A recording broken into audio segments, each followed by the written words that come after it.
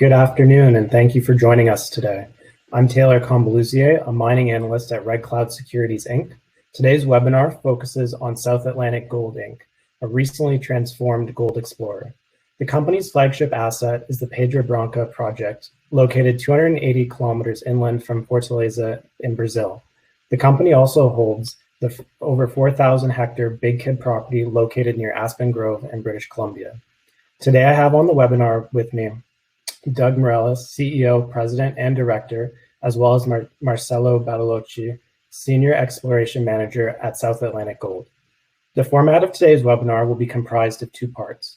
In the first part, Doug will provide an introduction to South Atlantic Gold, including an overview of the ongoing work at the company's Petabranca project in Brazil, as the company completes an earn-in agreement with Jaguar Mining.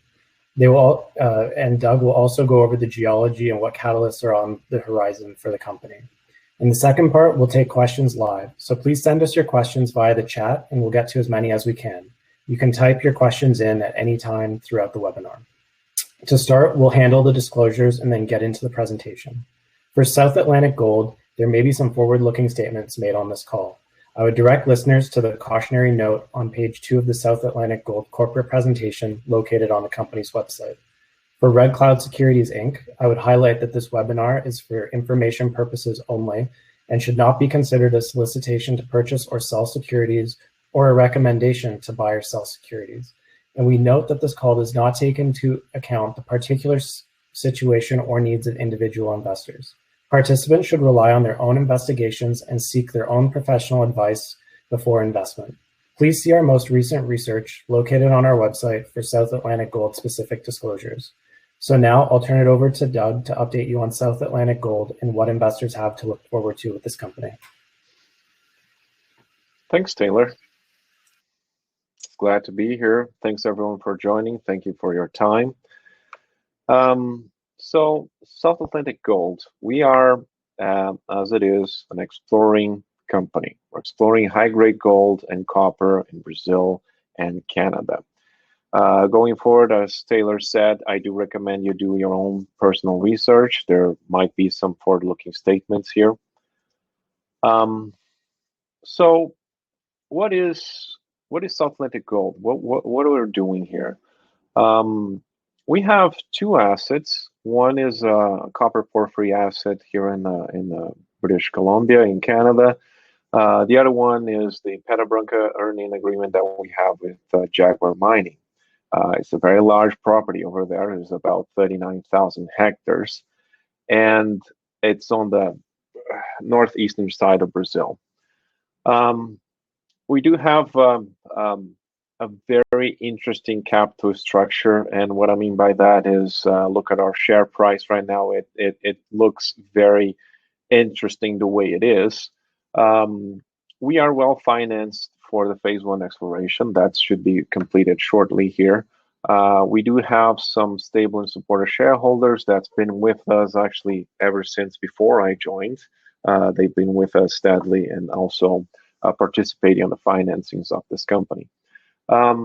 We are trading currently, if you look at this little graph here, and I just wanted to, I know that some of people here are some of our shareholders are new to gold, some of our shareholders are even new to this market. So what we have currently valuation is basically what we had prior to Petabranca. So as it is, it sits at a very, very interesting opportunity. One of the things I like to highlight about our company and also any company is not only about assets, but if you have a well-managed company, they will have a very high chance of succeeding. And the reason I say this is because companies, they face challenges on every day, every month, every year. There's challenges upon challenges. And if you have an experienced team, if you have an experienced board, the chances of you overcoming those challenges are very high. So I just want to give a little bit of overview here. So I come from another company called Equinox Gold. This is a company well known in the gold market. I was there with the Arizona project for a little bit over 6 years, and I participated on the expansion of the mine. I participated on the shutdown, on going to care and maintenance, having to reduce everything, and then consolidate it into track mining, amalgamate it, and put it back into production. So everything. It was a lot of challenges, but we were able to overcome every step of the way. We also have here with us Therese Giselmans. She's very, very experienced as a CFO and corporate secretary, like over 34 years of experience, dealt with many stock exchanges. We also have Marcelo Batteloschi, who is also joining me here on the call, on the webinar. He has over 30 years of experience, but one of the interesting things here is he worked for many large companies in Brazil. And what does it mean is when you work for large companies, you usually have very high or a lot of volume in the budget for exploration. And that means that Marcelo has been pretty much everywhere in Brazil, working every single different project. So it's very fortunate for us to have him on our team. We also have here Ann Height, who's part of our executive team. I met Ann Height during our Luna Gold days. She's our VP Investor Relations.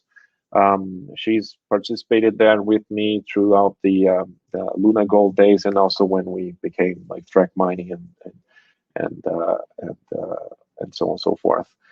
On our board, we do have some very experienced individuals here. Bruce Hickson-Smith, he has almost 40 years of experience. He has some experience in the capital markets. He's been during the early days of RCF, Resource Capital Funds, and before he retired, he was with Golden Star for many, many years. We also have Oliver, who is a geologist. He's knows a lot of British Columbia. Has been involved with our Big Kid project even before I joined the company.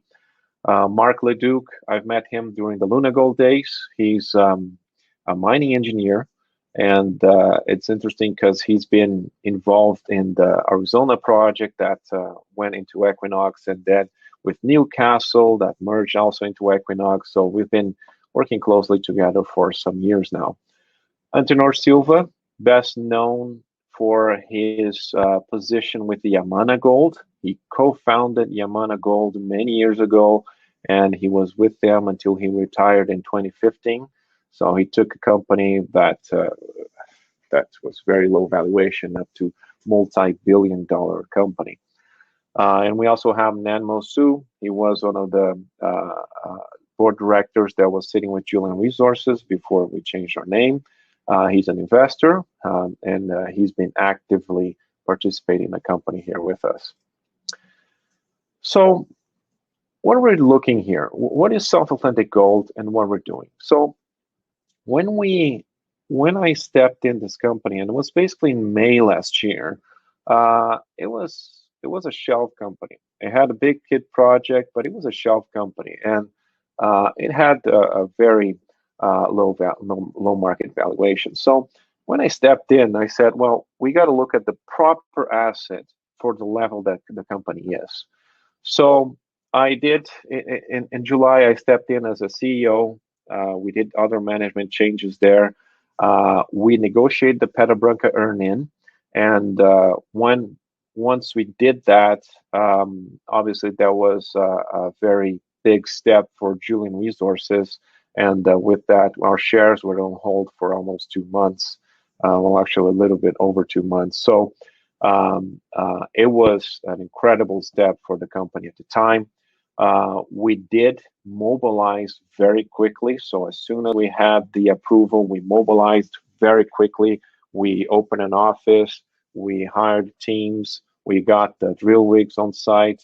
It was very, very interesting if you consider that we're working on the north side of Brazil. For the people that know Brazil, especially in the northern area, it is challenging. It is challenging to mobilize. It is challenging to execute. One of the interesting situations that we have here is once we rebranded the company to South Atlantic Gold, we added a new board. We started getting some very, very interesting results for Petabranca. And we decided that we're going to stay on target with Petabranca, with our $1 million expenditures here to get and push as far as we can on the phase 1 exploration program. So what do we expect and what's new here? We expect to actually put out a resource model for Petabranca. We're working on that right now. And with what we were able to identify for Petabranca, it is very pleasing to see that we might be able to put this resource model out. We also expect to complete the earning of Petabranca, and that should come in the next 2 to 3 months here. And there's a line here what I put for the next quarter, which is continuously add shareholder value. So this comes back to what I said is we're continually looking at options for Big Kid, options for Petabranca, other asset options. So it is another challenge. It is very much tied with our market capitalization, but it is something that I am constantly looking to Brazil for all these unlocked opportunities that are in country. So Petabranca is on the northeastern side of Brazil. You can see the little star here on this map, and it is a very, very large area. Okay, we're talking about 39,000 hectares. Okay, and it's a project that's located on the Ceará state. And for those of you who doesn't know, Ceará has its capital, which is Fortaleza, is the 5th largest city in Brazil. It has 2.6 million people, and 200 kilometers to about the south of that, that's where Petabranca is. Petabranca itself is surrounded by a few smaller towns, which they're still considerable. So Petabranca itself has a population of 42,000. Boa Viagem, which is 40 kilometers away, is 52,000.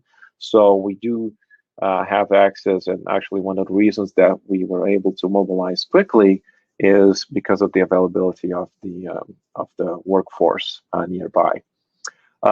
It has a highway that crosses the project, and people that know Brazil, this is something that is not usual. Obviously, there are some projects in northern Brazil and some exploration projects that you can only get there by unpaved roads, to put it mildly. So, but we have a highway right there, and there's power lines nearby. There's some water availability, and again, as I said, most importantly is labor availability. So.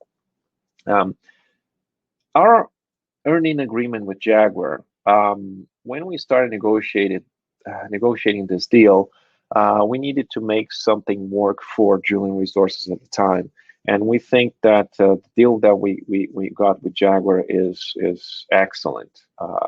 So what we got to do is $1 million expenditures on the ground to have a 75% earn-in, and if we can put out a resource 43-101, so a technical report out there, we'll be able to increase that to 100%.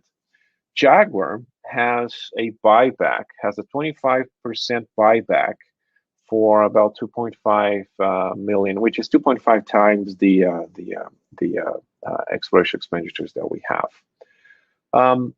One of the interesting things I want to highlight, and I'm going to put up the whiteboard here. It's this map here, okay? These are the tenements, okay? And if you notice, right in the middle here, there's 3 tenements that are under mining stage, okay? And keep this in mind as I go forward on this presentation, please. This is a graph that a lot of companies that are exploration or mining companies that are on the northeastern side of Brazil, they like to put this graph out, and I think this is the best way to show it. So this is during the Pangea times. This is the geotectonic context of Petabranca. West Africa is known for its very interesting and very large mines. So because the northeastern side of Brazil is underexplored, as so as everywhere else in Brazil, Brazil is an underexplored country with a lot of potential. We always like to show the connection that we have with Brazil and Africa. So Petabranca is located in an area that we were able to identify. It's part of the same fault that rolls into the Nigeria Shield. So it's basically the Nigeria gold fields here. And if you are interested in browse the internet, you'll see that the mines that are attached to it. So it's only this is what we call as a linkage to potential and future operations that northeastern Brazil might have. Talking a little bit about the regional geology here. What we want to put out here is basically show that the Troia Petabranca complex here in the province of Borborema, it's comprised of granite greenstones. Okay, so the belt that we have here that crosses Petabranca is mostly of granite greenstone and granite gneissic terrain. So it's if you look close by, there's also another project which is 40 kilometers to the east. It's from Valor Resources, and we've been interpreting the local geology here and reanalyzing, remodeling, and see to identify what exactly is there in Petabranca. Okay. One of the things I want to highlight, the local geology. This map here is obviously a MAG survey, so we took this from the CPRM Brazil. It's CPRM is the public geology service of Brazil. It's basically a government entity, and what they did is they survey a lot of areas of northern Brazil. So this is not a very high resolution, but as everybody likes to see, there is some very, very interesting anomalies crossing Petabranca here. And it's one of the most interesting things here on Petabranca is as we did some trenching, we noticed that the hard rock is right there. So it's pretty much exposed. Like I put a small little picture here to show it to you, so you can see that there's rocks pieces around it. This is interesting to show that whatever we're doing here and trenches is one of the tools that we're using to work with the geology is demonstrating that there isn't a lot of saprolite there. So it's a very dry region, and every time it rains, it basically washes out the rock. So you're not left with a lot of saprolite there. Okay, so there is some interesting potential here that we're working on, and it's actually very exciting from the results that we're getting. This graph is currently on our website, okay, and I want to bring this one to attention because on the next little while here, as we're working on the reconsolidating the data and working on the new models, we're going to be putting out some new interpretation, probably on our estimated 4311 here, some reinterpretation of the local geology.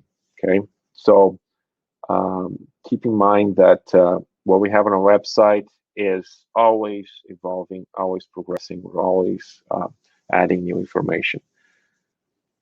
When we got Petabranca and we started looking what they had, the three mining concessions that they have three areas there, three tenements that are under mining concessions.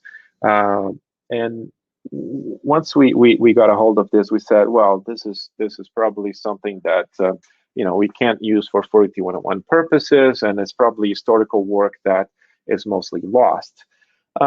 in our case, because most of this work was done by Jaguar Mining, so therefore a company that's already used to mine, they actually did a very good job. Like I even put a picture here of the core shack. We decided that it was the best course of action was to see if we could bring what's there into a 43-101 level. So validate the historical work that was done. And we didn't want to take any risks, okay? We actually just decided to re-assay the entire mineralized cores that we could identify from Jaguar. And our last press release, we put that out. Like we were very successful there.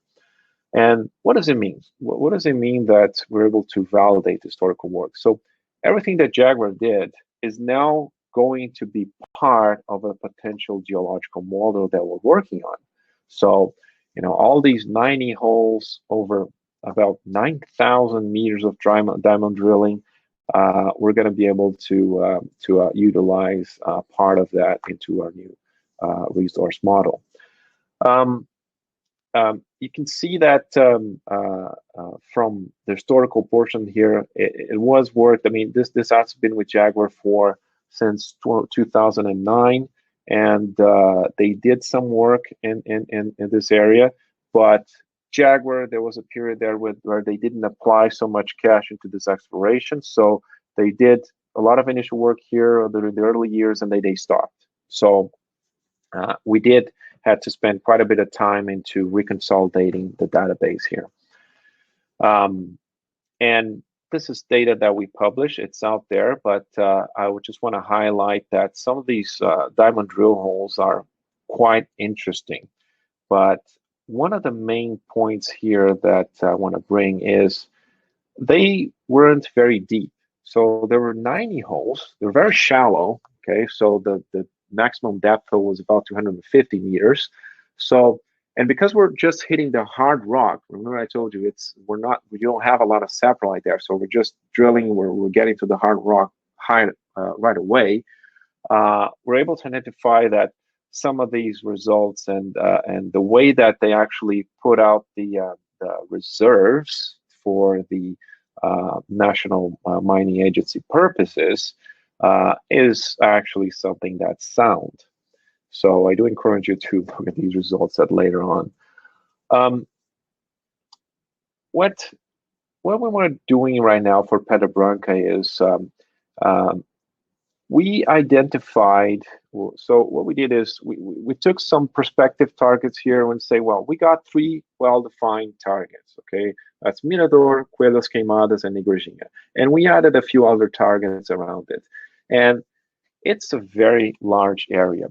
So if you look at this little map here, you can see that we're only focusing on the northern part of Petabranca. And that's a way of being efficient in the way that we spend our money. So, I mean, there's a lot of potential out there. But Cuelas Queimadas, so talking a little bit about the target here, Cuelas Queimadas is where the reserves were declared for the A&M purposes.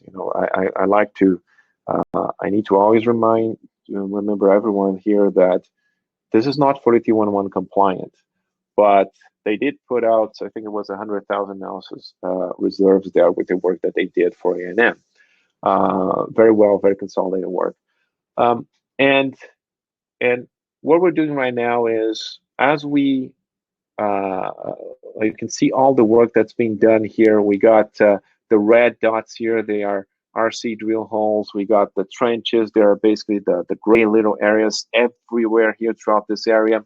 We're able to identify that there is a potential to start connecting all these little trends here into one major potential ore body. So it's really exciting, but by how far we're able to push the $1 million exploration program. So it's what I said, it's all about being efficient. One of the early studies that we made here is you can see some connections between Cuelas Queimadas and Igrejinha. Both are sulfide gold mineralization, and they're magnetite rich.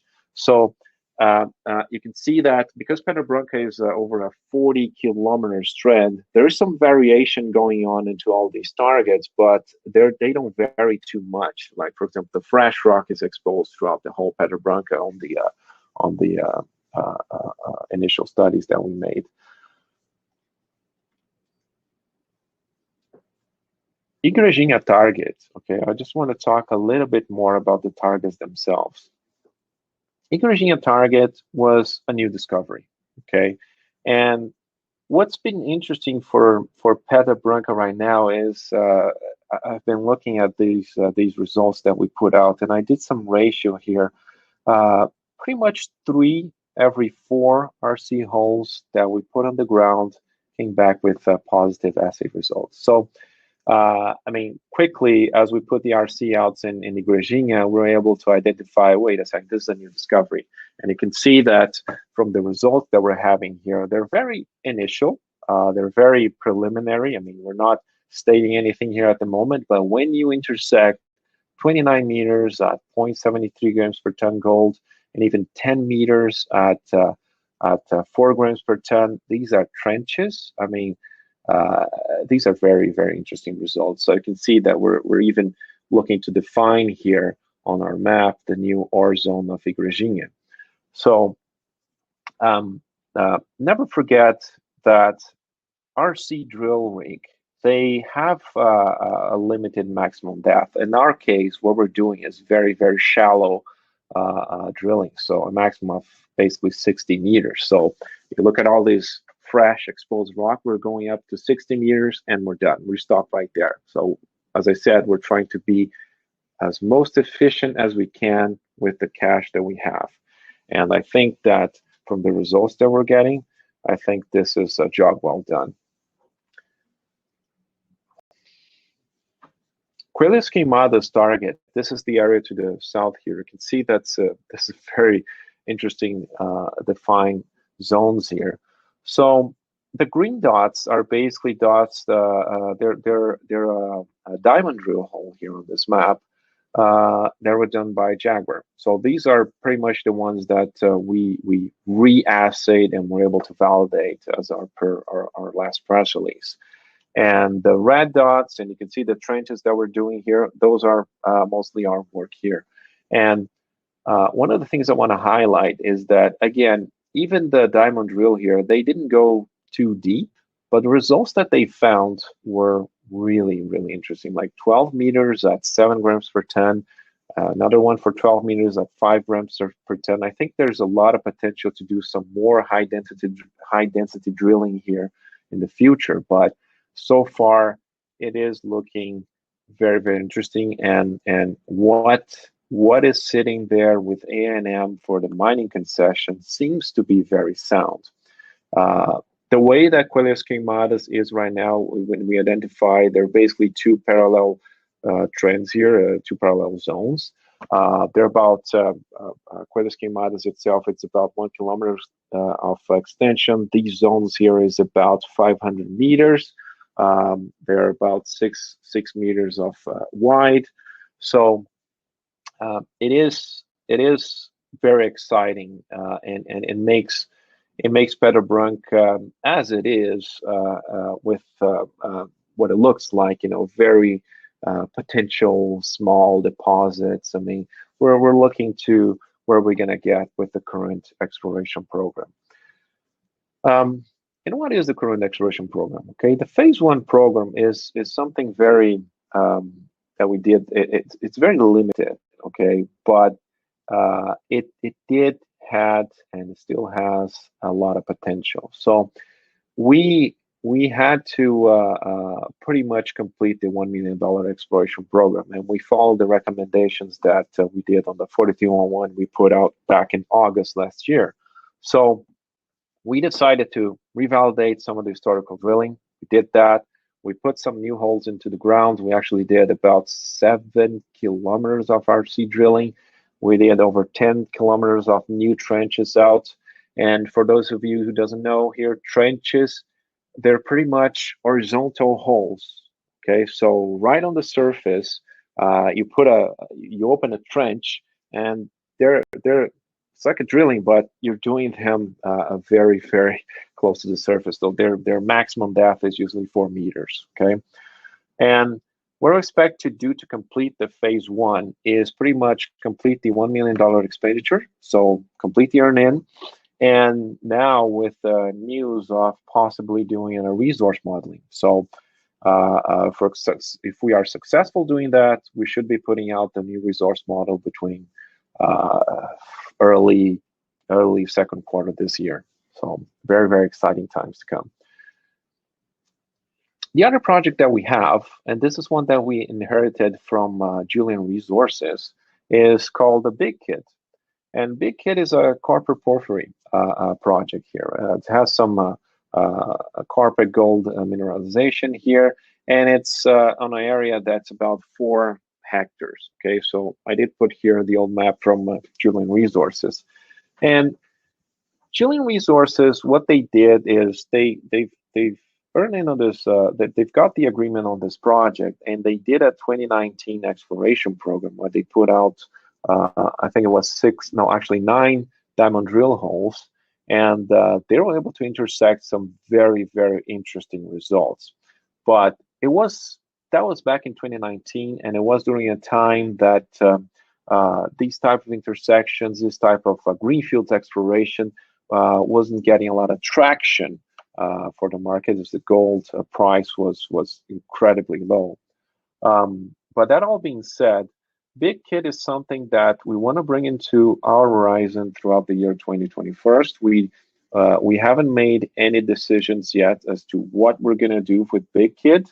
We might farm it out. We might raise some cash to continue drilling. We're going to see how far we can get to Petabranca and then understand what's going to be our plan for the next financing here. But you can see that some of these zones that were identified in Big Kid, and this is a well-known story for people that have been following Julian Resources, they have some very, very nice indications. Although this is a much earlier, this is a very early stage product than Petabranca, it has a lot of potential to be a very interesting copper asset. You can see here, I put on this graph here, this is basically the last exploration program, 2019. And one of the surveys that was made identified a huge anomaly in BC. This is something that's not usual, okay? But when we put this into context, and I always like to make comparison with the companies and assets that are around us, if you look at the Kodiak Copper results recently and what they have identified and reinterpreted on the region, it just makes Big Kid more and more attractive. So again, it's what I said, it's something that we will be paying attention as throughout the year 2021. We are very focused right now into Petabranca, but we do expect to make a decision on Big Kid throughout this year. So let's put here as what's a summary here. So our current market valuation is incredible at this point. I mean, as low as it is, because it just makes the entry point for current shareholders and new shareholders an added on and continue valuation to what the potential of this company that's going to be. So if you think about on next investments and why invest in South Atlantic Gold, is if you get in the earlier that you get, and we think that we are at a very, very early stage valuation, the more you're going to be able to add value as we progress to our clear and future goal here, which I'll talk a little bit more in a second here. Our assets, it's what I said, they look amazing. Petabranca is looking to be much more than we expected. We do expect to have our maiden resource estimated in the second early Q2 2021, and it's what I said before. It's companies are about leadership. So you might have, as you've seen many times, you might have the best asset in the world. If you don't have the right leadership, you're not going to be able to unlock the potential there. So we think we have the right management for the stage that we are and to progress to our goal. And what is our goal here? And what are we proposing for our shareholders? If you look at our board, if you look at my history, if you look at what we're doing, you can see that we're actually developers, we're miners. And that is our goal. So we're looking to bring what are the assets that make sense for Petabranca and escalate that, continuously add shareholder value until we achieve that goal. And once we get there, we're going to have new goals. But that is our goal right now. So I want to thank everyone for joining. I'm going to pass along for Taylor here. We're going to have a small Q&A session.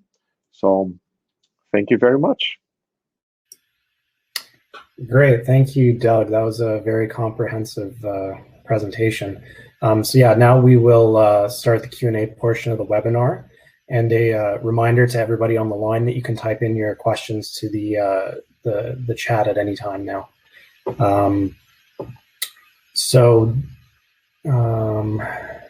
Okay, so I guess maybe, one of the questions, if you could just, I know you did touch on this, I guess what work and payments remain outstanding to get that 100% interest for Petabranca? Very good question. So we're at about the last release that we put out on our financials. I think we were at about 30%, but right now we're on a steady expenditure rate. So we do expect to reach the $1 million at some point in early Q2 as well. So we're going to have some very, very interesting milestones for the company. So the $1 million expenditures get us to 75%. So it's not 100%, it's 75%. The remaining 25% is actually what we're doing as something that we weren't expecting, but I think what we're going to be able to do is put out the 43-101 resource model. So that will get us to 100%. Okay. And so I guess maybe if we could expand just on kind of coming up in the near term, what are the key catalysts? Like obviously you're totally focused on getting that technical report out to work on that. But have you completed all the drilling that you intended to do for that, or is there more drilling to come? Very, very good question. So actually, when you look at there's two aspects of Petabranca. One is, as I said, there's the mining concessions that we have, and the other aspect are the exploration tenements that are around it. And for people that understand Brazil, you notice that the exploration tenements that are around it are on final exploration stage. And what does it mean? It means that we have to complete our drilling, complete our exploration studies, and submit a final report and go into a mining concession stage.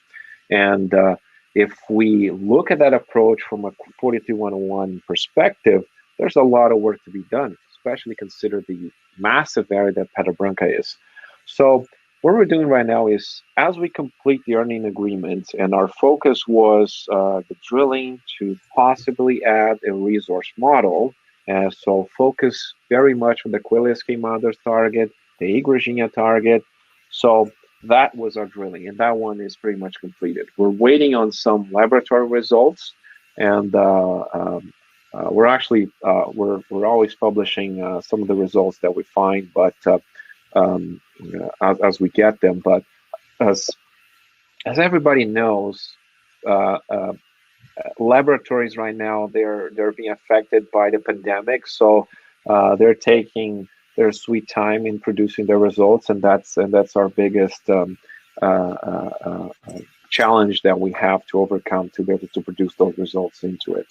But just to consolidate everything here into one answer is we are doing some more continuous exploration work, but these are just surface analysis, so not a lot of expenditures in the other areas, and this is pretty much to maintain our licenses active. Mm-hmm. Okay. And I guess with that, you did mention you do have those kind of key targets outlined. Do you feel you have enough to keep you busy, or are you going to be looking for making new discoveries and identifying new targets going forward? I think there are many targets to be discovered. This is my opinion. I think just the way that Petabranca is and the little space that we're focusing our exploration, and it's what I said, pretty much every drill rig that we put out there, every hole that we put out there has been hitting mineralization. So, I mean, I can't say how our next phase might look like, but there is tremendous potential for Petabranca. And if you consider, one of the other points I want to bring up is, if you consider mines that are operating in the northeastern side of Brazil, a lot of these mines are basically the size of one of our targets, just one of our targets. And they have like 5-6 years of mine life. We have multiple targets, and just on the northern area of Petabranca. So there's a lot to be done, but there's also a potential future for Petabranca that, if everything checks out, if we keep on our target, we might be going to development at some point in the future. We'll see. Okay, and this question might be good for Marcelo. I guess maybe if you could expand on what the opportunities are to expand mineralization at Petabranca. I know Doug touched on the fact that a lot of the drilling has been shallow. But I guess what is the style of mineralization, and how does it behave? Okay, we are in a greenstone belt sequence. We have seen in the field high continuity of the ore. The mineralization is stratabound. And we now we are doing the sections, the interpretation, the first wireframes for the mineralization, and based on this, we are going to make the plan to drill deeper. We don't have the length of the drill holes, but we expected 200 meters, and we are going to make some deep holes like 500 meters to intercept the mineralization. Based on these shallow drill holes, each 4 drill holes, 3 of them we intercepted at least 1 meter of mineralization. And then this is our expectation. The other thing, we have some folds, as you've seen in the map, that we are going to pursue this ore body. Maybe we are going to make some additional geophysics, some resistivity and cargability in detail, and this is still open. We are interpreting, we are consolidating the data of this first phase to define the strategy. Okay. Yeah. One of the things I like to add there also, Taylor, is that just reminded me here, it's one of the things that we put on a press release. It's just a small phrase, but the reports that we've looked at, the geology there is most of this mineralization for Petabranca is open. Like they say, it's open laterally, is open to depth, is open to extension. So there's a lot of potential everywhere. Right? Okay. And I guess kind of with that is, I know I've asked you this before, and all the drilling that's been done, there's never been any assays that have been done for PGMs on the property. Is the geology similar, or style of mineralization similar to the Petabranca project owned by Valor, which is next door?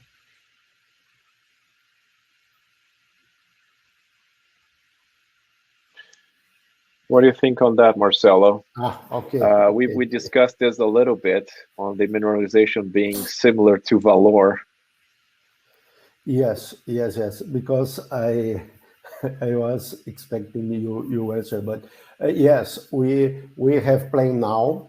We started this exploration program with $1 million of cash, and we are taking samples. In the core shack, there are a lot of samples that we will send, not all, but to the ultramafic and some ultramafic rocks mainly.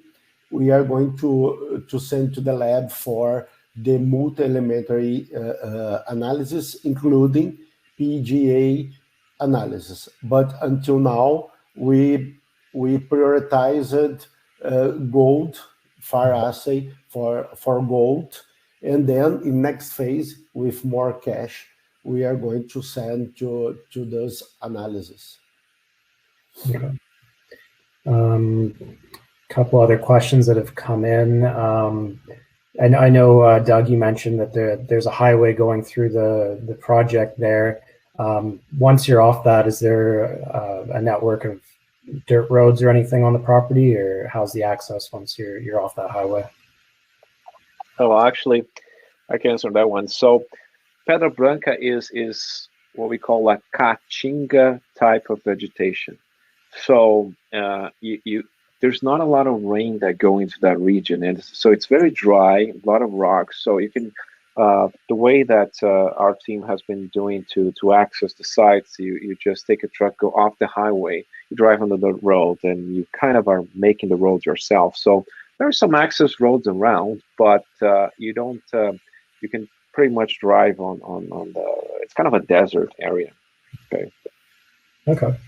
And then I guess the last one on Petabranca, before I'll ask a question on Big Kid. Are there, I guess, what's the opportunity like to acquire additional land around the project? You know, if you do want to do that, is that possible in the future?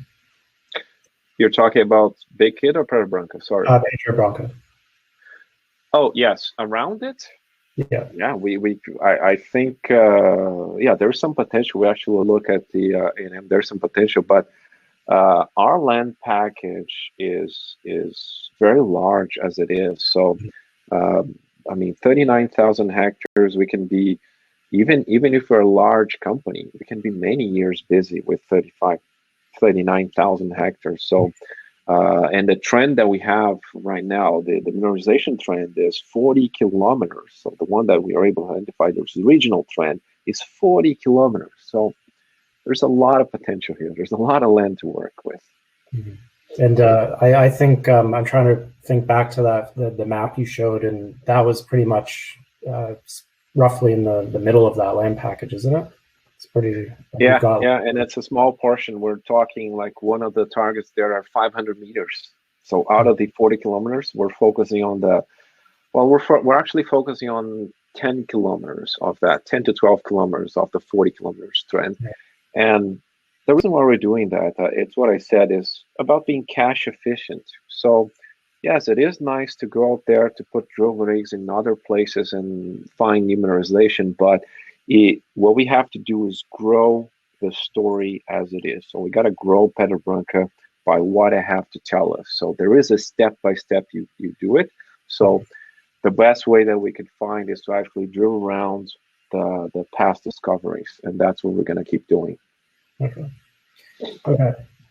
So another question came in asking about, I guess, what your current cash balance is, and looking forward, will you potentially issue flow-through shares for the Canadian project for Big Kid? If you There is potential for that. So our current cash balance is we're actually closing the numbers as it is. So we should be putting out the Q4 and the Q1 as expected. But we are going to be we're on budget for the phase 1 exploration program. So with the $1 million, we actually it's $1 million US. So I can give you some numbers. Last year we raised about 1.7 million Canadian dollars. Okay, and out of that, we got to spend $1 million US to earn in Petabranca, and we're being very focused on that. So we're not spending cash on where we not have to spend. Okay, so we're okay, but we are expected to raise for the second phase of Petabranca as we deliver the 1401, as we deliver the earn-in. So we're gonna see our options. Okay. Sounds good. Okay, so I think we're getting through all the questions. Maybe you could just sum up by kind of outlining and reminding the viewers what the key catalysts are for the near term. Sure. It's so for South Atlantic Gold and for Petabranca, which is an asset that I believe makes complete sense for us. Stay on the lookout for, again, as I said, our current market cap. And as we progress with Petabranca and basically bringing what's been filed there with the Mining Agency of Brazil, I mean, people know how hard it is to get to a mining concession in Brazil. We already have that. So what effectively we have to do in the next little while here is to get what's there, bring into a 43-101 compliance level, and add more high-density drilling to it, add more extensions and potentials to Petabranca. So, and I think we're going to be able to achieve very, very good results with a simple $1 million program. Great. So with that, I'd like to thank Doug and Marcelo from South Atlantic Gold for taking the time to host this webinar today with Red Cloud Securities. I'd like to thank everybody on the line for tuning in with us. Thank you very much. Thank you very much. And just a reminder that our next webinar will feature Visionary Gold Corp Monday, March 1st at 2 p.m. Eastern Time.